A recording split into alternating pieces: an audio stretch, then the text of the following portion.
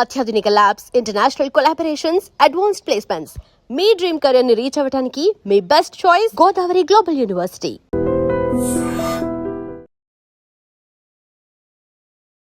అందరికీ నమస్కారం. నేను మీ ఆయుర్వేద డాక్టర్ చిట్టిబొట్ల మధుసూదన శర్మని. మనం ఈ వీడియోలో వావిలి చెట్టు అద్భుత ఔషధ గుణాలు అనేటువంటి అంశాన్ని గురించి తెలుసుకోబోతున్నాం. గ్రామాలు, పట్టణాలు, నగరాలతో నిమిత్తం లేకుండా బయలు ప్రాంతాల్లో ఎక్కడ పడితే అక్కడ వావిలి మొక్క లేదా వావిలి చెట్టు ప్రత్యక్షమవుతూ మీ ఆరోగ్య పరిరక్షణకు నన్ను సద్వినియోగం చేసుకోండి అని చెప్పేసి పలకరిస్తూ ఉంటుందన్నమాట. కానీ చాలామందికి వాటి మీద అవగాహన లేక వాటిని కనుక్కోలేక చాలా ఇబ్బంది పడేటువంటి పరిస్థితి కూడా ఉంటూ ఉంటుందన్నమాట. వావిలి చెట్టు, ఈ యొక్క వావిలి చెట్టునే నిర్గుండి అనేటువంటి పేరుతో సంస్కృతంలో పిలుస్తారు. వైటెక్స్ నిగుండో అని శాస్త్రీయంగా వృక్షశాస్త్రరీత్యా దీనికి నామకరణం చేయడం జరిగింది. వర్బినేసి అనేటువంటి వృక్ష కుటుంబంలో ఈ యొక్క వావిలి చెట్టును శాస్త్రజ్ఞులు చేర్చడం జరిగింది. వావిలి చెట్టు అనేక రకాలుగా ఉపయోగపడుతుంది. వావిలి చెట్టు 3 నుంచి 5 మీటర్ల వరకు ఎత్తు పెరుగుతుంది. అదేవిధంగా వావిలి చెట్టుకు ఆకులు సర్వసాధారణంగా 3 ఆకులు ఒకే చోట ఉంటాయన్నమాట. సో అరుదుగా 5 ఆకులు ఉండేటువంటి పరిస్థితి కూడా ఏర్పడుతూ ఉంటుంది. చాలా సర్వసాధారణంగా ఎక్కువ శాతం అంటే 100లో 90% చెట్లలో ఈ యొక్క 3 ఆకులు ఉండేటువంటి చెట్లే మనకు కనిపిస్తాయి అన్నమాట. ఈ చెట్లు ఆకులు కూడా ఆకుల పైభాగంలో అంటే ఆకు మనం ఇలా భావించుకున్నట్లయితే ఈ పైభాగం నలుపుగా ఉండి కింది భాగము బూడిద రంగులో ఉంటుందన్నమాట. చిన్న చిన్న ఆకులుగా ఉంటాయన్నమాట. ఆ విధంగా మనం గుర్తుపట్టవచ్చు. అదేవిధంగా నీలిరంగు పుష్పాలు ఈ యొక్క చెట్టుకి పూస్తూ ఉంటాయన్నమాట. కొమ్మల చివరన నీలిరంగు పుష్పాలు ఈ వావిలి చెట్టుకు పూస్తూ ఉంటాయి.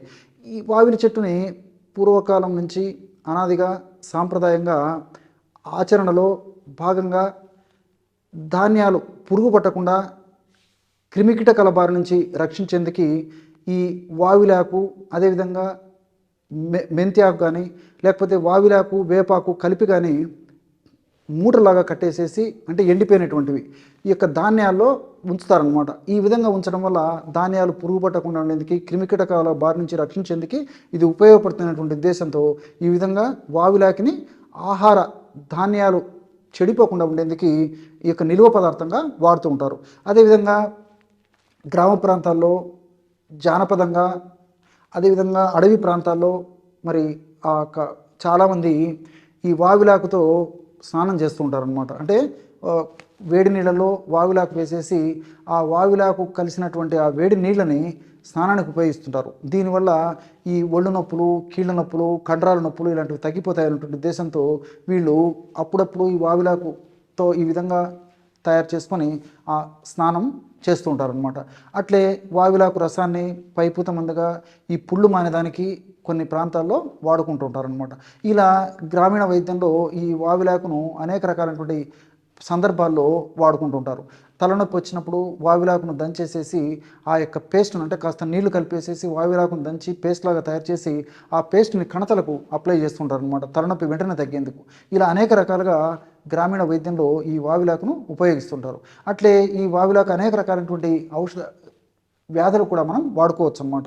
ఎలాగంటే ఈ నొప్పులు, ముఖ్యంగా మోకాడ నొప్పులు లేదా కీళ్ళ నొప్పులు అంటే భుజం నొప్పి, మెడ నొప్పి, వీపు నొప్పి, అదేవిధంగా నడుము నొప్పి, కాళ్ళ నొప్పులు, కండరాల నొప్పులు, ఏ నొప్పులైనా కానివ్వండి ఈ నొప్పులకి ఈ యొక్క వావిలాకు చాలా అద్భుతంగా పనిచేస్తుంది అనమాట. మరి ఎలా మనం వాడుకోవాలంటే 200 ml నీటిని ఒక పాత్రలో తీసుకొని ఆ 200 ml నీటిలో 15 వరకు ఈ వావిలాకులు వేసేయాలన్నమాట. 200 ml నీళ్ళు తీసుకోవాలి. 200 ml నీళ్ళలో 15 నుంచి 20 వరకు కూడా వావిలాకు వేయచ్చు అనమాట.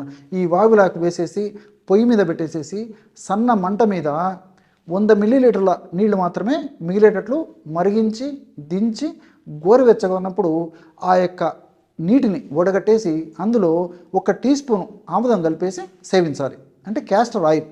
ఈ విధంగా రోజు ఒక్కసారి ఈ యొక్క ఔషధాన్ని ఈ పద్ధతిలో వాడుకోవడం వల్ల శరీరంలో ఏ భాగంలో నొప్పులు ఉన్నప్పటికీ ఆ నొప్పులు తగ్గించేందుకు ఈ వావిలాకు, ఆముదము కలిపి తయారు చేసుకున్నటువంటి ఈ ఔషధం చాలా అద్భుతంగా పరమాద్భుతంగా పనిచేసేటువంటి పరిస్థితి ఏర్పడుతుందన్నమాట.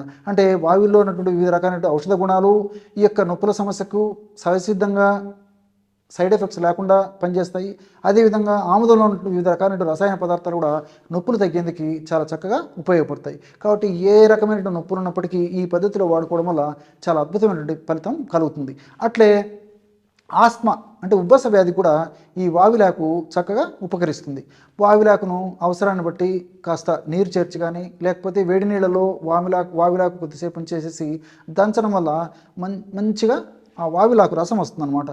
ఆ వావిలాకు రసాన్ని 10 to 20 ml, సమస్య మరీ ఎక్కువ కంటే 20 ml వరకు వాడుకోవచ్చు. లేకపోతే చాలా వరకు 10 ml సరిపోతుంది. అంటే 2 టీ స్పూన్ల నుంచి అవసరాన్ని బట్టి 3 లేదా 4 టీ స్పూన్ల వరకు కూడా వాడుకోవచ్చు. అందులో కాస్త అల్లపు రసం, 1 టీ స్పూన్ అల్లపు రసం కలిపేసి అవసరమైతే కాస్త తేనె కూడా అందులో చేర్చేసేసి రోజు ఉదయం ఒకసారి సాయంత్రం ఒకసారి ఈ యొక్క ఔషధాన్ని ఈ పద్ధతిలో సేవించడం వల్ల ఈ శ్వాసనాళాలు వ్యాకోచం చెంది ఉబ్బసమైనటువంటి సమస్య వెంటనే తక్షణమే తగ్గేటువంటి పరిస్థితి ఏర్పడుతుంది అనమాట. అంతేకాకుండా వ్యాధి నిరోధక శక్తి పెరగడం వల్ల తరచుగా మరలా ఈ యొక్క సమస్య పునరావృతం కాకుండా కూడా ఈ వావిలాకులో ఉన్నటువంటి రసాయన పదార్థాలు, అల్లంలో ఉన్నటువంటి రసాయన పదార్థాలు, తేనెలో ఉన్నటువంటి రసాయన పదార్థాలు దీర్ఘకాలం పాటు కూడా మన దేహంలో వాటి యొక్క ప్రభావాన్ని చూపిస్తూ మనల్ని కాపాడుతూ ఉండేటువంటి పరిస్థితి ఏర్పడుతుంది. అదేవిధంగా చర్మ వ్యాధులు కూడా ఈ యొక్క వావిలి ఉపయోగపడుతుంది. అంటే గజ్జి, తామర, దురద ఇలాంటి అనేక రకాలైన చర్మ వ్యాధులకి పైపూత మందుగా ఈ వావిలాకుతో తైలాన్ని తయారు చేసుకుని వాడుకోవడం వల్ల చాలా చక్కటి ప్రయోజనం చేకూరుతుంది. ఎలాగంటే వావిలాకుని అంటే నేను చెప్పినట్లే వావిలాకు తీసుకొని కాస్త వేడి నీళ్ళలో కొద్దిసేపు ఉంచేసేసి తర్వాత తీసేసి వావిలాకును దంచేసి రసం తీసుకోండి. వావిలాకు రసం ఎంత ఉందో దానికి రెట్టింపు నువ్వు నూనె తీసుకోండి. ఉదాహరణకి ఒక 100 ml వావిలాకు రసం మనం తీసుకున్నాం అనుకోండి, దానికి 200 ml నువ్వు నూనె తీసుకోవాలి. అంటే 2 పదార్థాలని ఒక పాత్రలో తీసుకొని పొయ్యి మీద పెట్టేసేసి సన్న మంట మీద వావిలాకు రసం అంతా ఎగిరిపోయేసి కేవలము 200 ml నువ్వుల నూనె మాత్రమే ఎగిరేట్లు మరిగించాలన్నమాట. ఆ విధంగా మరిగించిన తర్వాత ఆ యొక్క పదార్థాన్ని దించేసేసి చల్లారిన తర్వాత వడగట్టి పెట్టుకోవాలి. మరి ఆయిల్ తయారైందని మనకి ఎలా తెలుస్తుందంటే, మనం ఆ పొయ్యి మీద పెట్టేసేసి ఆ వండేటప్పుడు ఆ యొక్క వావిలాకు రసంలో ఉన్నటువంటి నీటి శాతం అంతా ఎగిరిపోయి కేవలం తైలం ఉన్నప్పుడు, అంటే నువ్వుల నూనె మాత్రమే మిగిలినప్పుడు మనకు నురుగు రావడం మొదలవుతుంది అనమాట.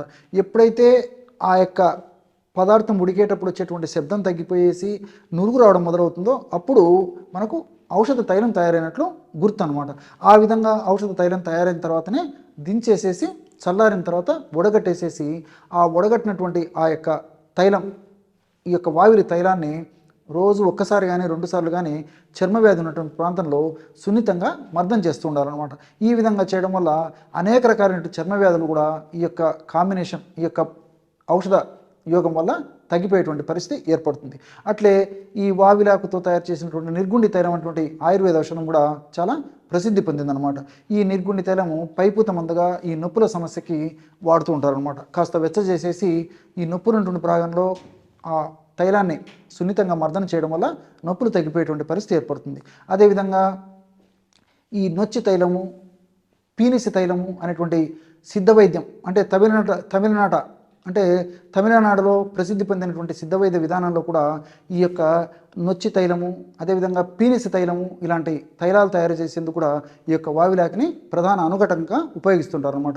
ఈ విధంగా వావిలాకుని గ్రామ ప్రాంతాల్లో ఒక వైద్యంగా ఉపయోగించుకుంటుంటారు. అదేవిధంగా ఆయుర్వేద వైద్య విధానంలో కూడా వంటింటి వైద్యంగా ఈ యొక్క పద్ధతిలో నేను ఇంతకుముందు చెప్పినట్టు వావిలాకును ఉపయోగించుకుంటుంటారు. అదేవిధంగా అనేక రకాలైన ఔషధాల తయారీలో కూడా, ఆయుర్వేద ఔషధాల తయారీలో కూడా ఈ యొక్క వావిలాకును ఒక అనుకటకంగా ఉపయోగిస్తుంటారు అనమాట. చూశారు కదా, ఎటువంటి చక్కటి అంశాలను ఈ వావిలాకు గురించి మీరు ఈ వీడియోలో తెలుసుకున్నారో. మరొక వీడియోలో మరొక అంశంతో మళ్ళీ కలుద్దాం. అంతవరకు నమస్కారం. మీ చిట్టిబట్ల.